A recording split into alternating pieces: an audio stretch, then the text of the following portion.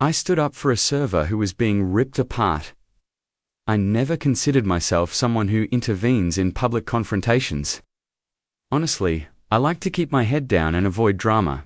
But that night, as I walked into the Lantern, a cozy little bistro in downtown New York, I realized that sometimes you can't just stay quiet.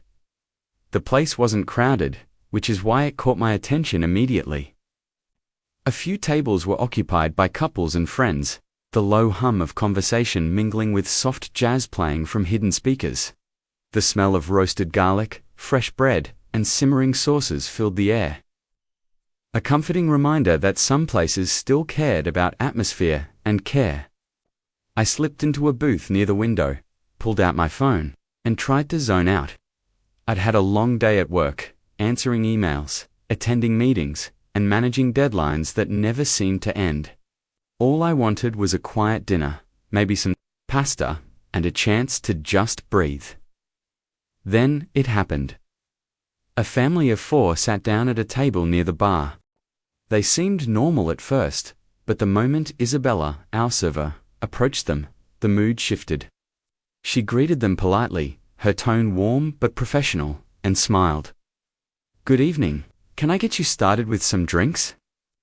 Immediately, the father, a tall, sharply dressed man who was clearly used to being in charge, snapped. "Yeah, water. No, wait, sparkling. No, regular. And make it quick," he barked, each word sharper than the last. Isabella didn't flinch.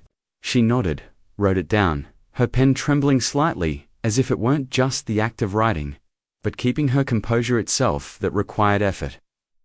"Of course, I'll get that right out for you." Then, the mother leaned in, smirking, and said, "You know, your uniforms are ridiculous. Don't you get hot in those shirts?" I felt my jaw tighten. Inside, my mind screamed, "Are you serious? She's just doing her job." But it didn't stop there. The teenage daughter rolled her eyes at Isabella as she walked away, muttering, "Wow, you're slow." And the son, barely 12, kept making sarcastic comments about the menu. Loudly enough for everyone nearby to hear. I watched as Isabella's hands shook slightly while she poured water. She forced a smile, thanked them for their patience, and tried to move on. Her eyes flicked toward me once, silently pleading for someone to notice, but no one ever noticed, except me. By this point, I could see the tension in the other diners. People were glancing up from their meals, unsure whether to intervene or pretend they hadn't seen anything. It was that exact moment where you realize some things aren't just social discomfort. They're small but sharp moments of injustice. And you feel compelled to act? The father kept picking at her. "Excuse me, this isn't what I ordered. Are you even listening?"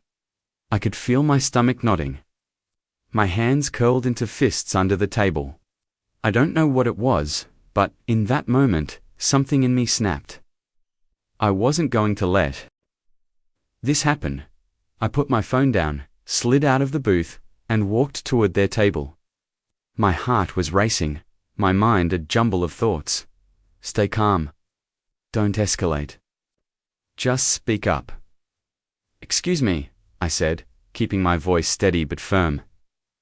"Can you please stop yelling at her?" The father looked at me like I'd grown a second head.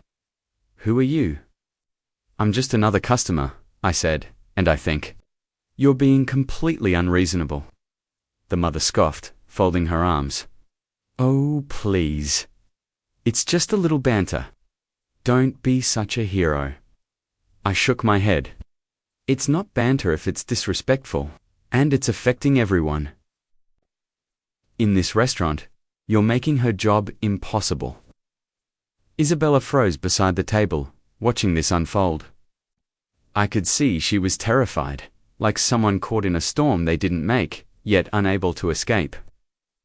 But there was also a flicker of gratitude in her eyes, which somehow gave me courage. The father slammed his hand on the table. "You're..." Out of line, I'm calling the manager. And that's when things got worse. The manager, a short, balding man who clearly enjoyed being feared, arrived in seconds. He looked from me to the family, his lips pressed in a thin line. "What's going on here?" he barked. Before I could speak, the father jumped in. "This guy thinks he can tell us how to behave. He's harassing my family." The manager turned to me, eyes narrowing, assessing me like a threat. "Sir, you need to calm down. You're making a scene. I suggest you leave." My stomach sank. The person I thought would support her was clearly siding with the rude customers. Isabella looked torn. She didn't want trouble, but she didn't deserve this either. I swallowed again and said, "No. I'm not leaving. She's doing her job, and you're letting them treat her like garbage. This is ridiculous." The father's face turned red. "Listen, buddy, this is none of your business." I could feel a bead of sweat forming at my temple, not just from nervousness, but from sheer frustration. I had been trained my entire life to avoid conflict, but this wasn't petty. This was cruelty, pure and unprovoked, directed at someone completely innocent. "I am standing up for her," I said. "She doesn't deserve to be treated this way." The mother leaned back, laughing, shaking her head. "You think you're a hero? Just let it go. She's fine, and everyone's laughing at you inside." I shook my head, my voice rising slightly in determination. "No, this isn't fine. This isn't laughing. This is abuse. And I'm not going to watch it happen." The manager sighed, dramatically, pinching the bridge of his nose. "Fine, I'll handle it." I didn't know what he meant by that, but I had a feeling it wouldn't help. And I was right. By the time he returned, he had given Isabella a weak, almost apologetic look, and then told her, "Just get them their order. Don't make it worse." The father smirked at me. "See? Even your little friend here says I'm right."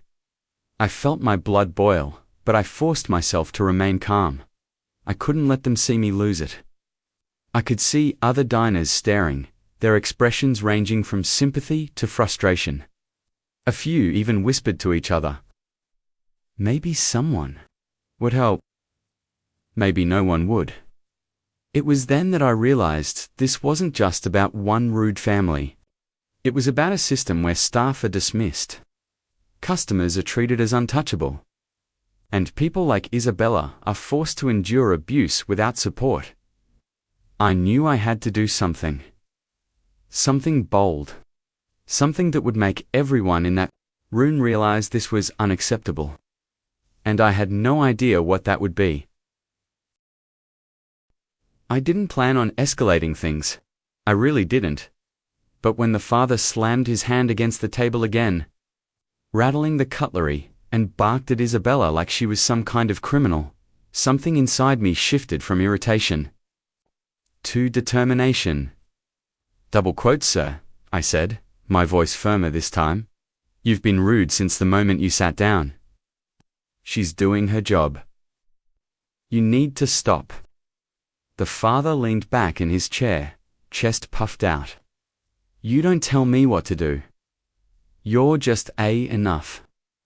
I cut him off sharply. I could feel every eye in the restaurant turning toward our table. Some patrons were watching with wide eyes, others subtly shook their heads as if wondering why no one had done anything sooner.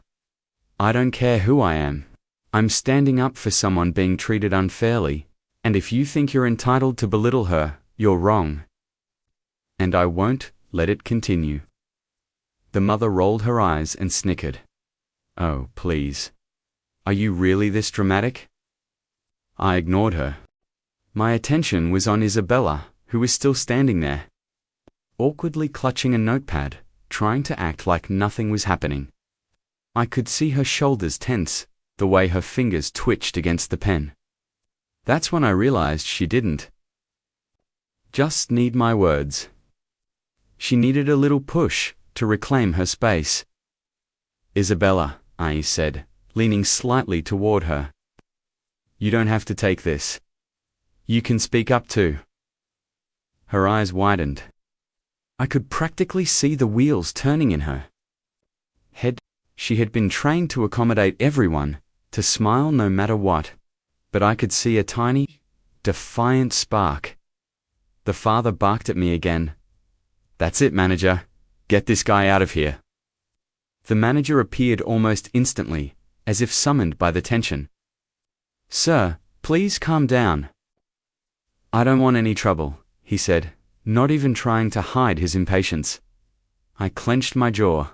His lack of support wasn't shocking, but it was infuriating. Calm down, I said.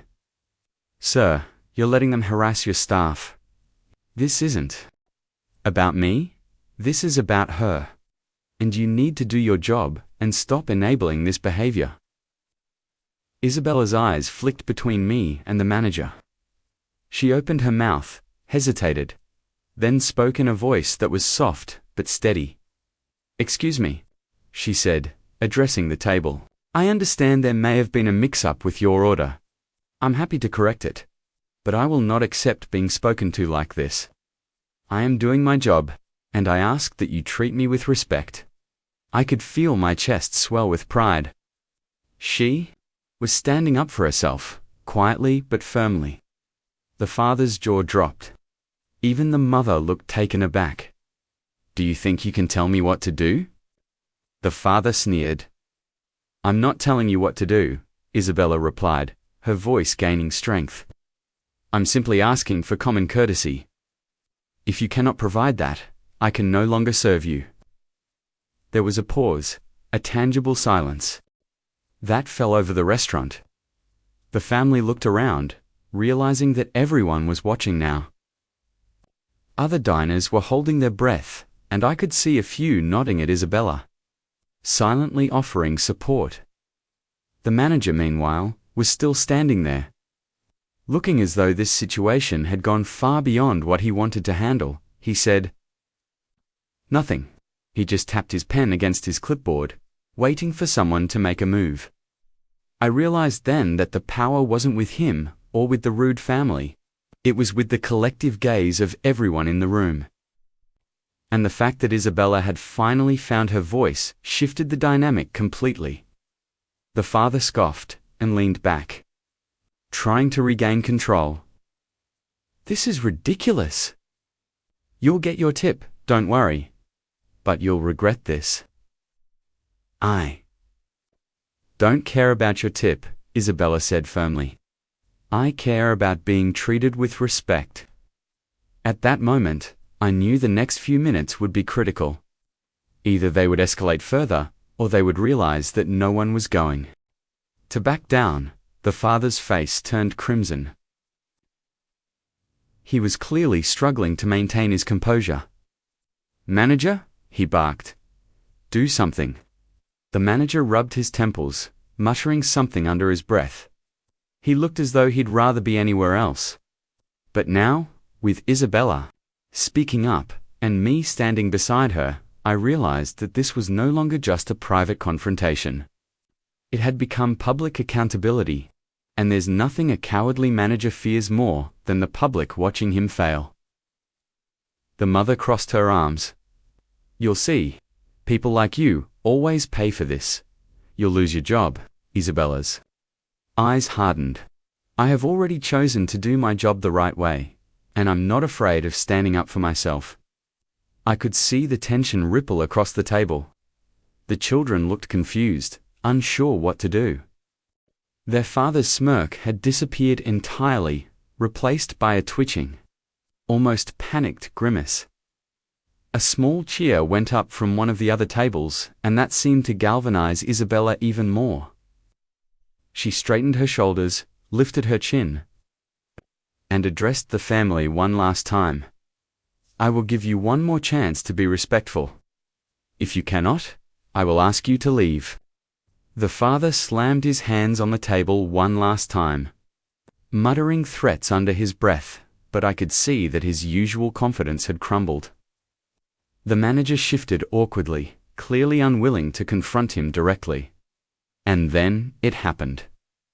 The mother huffed and said, "Fine. We'll leave.